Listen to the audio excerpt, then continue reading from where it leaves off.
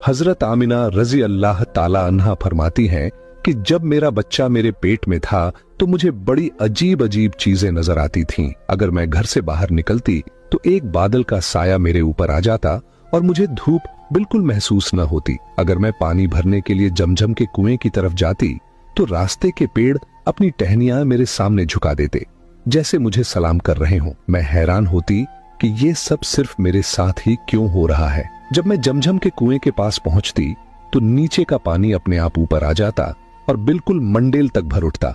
फिर मैं अपने हाथों से ही बाल्टी पकड़कर पानी निकाल लेती। मक्का की औरतें मुझे कुएं के पास रोक लेती और जाने न देती। वो कहती, ए आमिना, तुम थोड़ी देर और यहीं खड़ी रहो, वरना तुम्हारे जाने से पानी वापस नीचे चला जाएगा और हमें पानी भरने में बहुत मुश्किल होगी। इसी तरह हजरत आमिना रजी अल्लाह ताला अन्हा फरमाती है कि मैं सुना करती थी कि जब बच्चा पेट में होता है तो मां को बहुत तकलीफें झेलनी पड़ती हैं।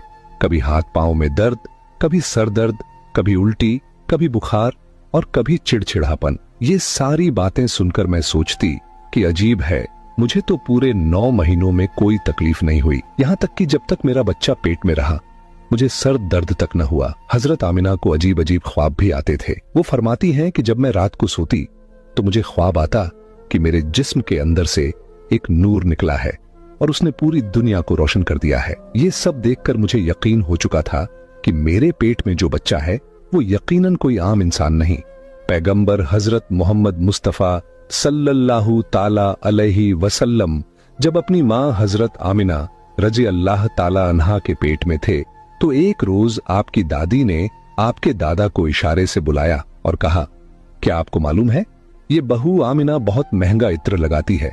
मैं तो परेशान हो चुकी हूँ, आप जरा आमिना से इस बारे में पूछिए। ये सुनकर आपके दादा ने कहा, इस बारे में तू ही पूछ लेती, तूने क्यों नहीं पूछा? तो आपकी दादी ने कहा, मैंने कई मर्तबा कोशिश की, लेकिन जब भी मैं आमिना के सामने जाती हूँ तो उसका नूरानी चेहरा देखकर खामोश हो जाती हूँ। आमिना के चेहरे पर इतनी चमक आ गई है कि मैं कुछ पूछ ही नहीं पाती, आप ही जाकर पूछ लीजिए। ये सुनकर आपके दादा ने कहा, तू औरत जात है, घर में रहती है, लेकिन मैं मर्द हूँ, घर से बाहर निकलता हूँ, मक्का में कुरैश का सरदार हूँ। जो भी मुझसे मिलता है पूछता है, ऐ अब्दुल मुत्तलिब, तुम्हारे घर से इतनी इत्र की खुशबू कहाँ से आती है? और हाँ, एक अजीब बात यह है कि इत्र की खुशबू वहीं से आती है जहां आमिना जाती है।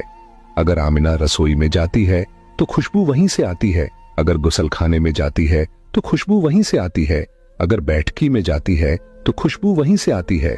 और ये कोई मामूली इत्र नहीं है, न इराक का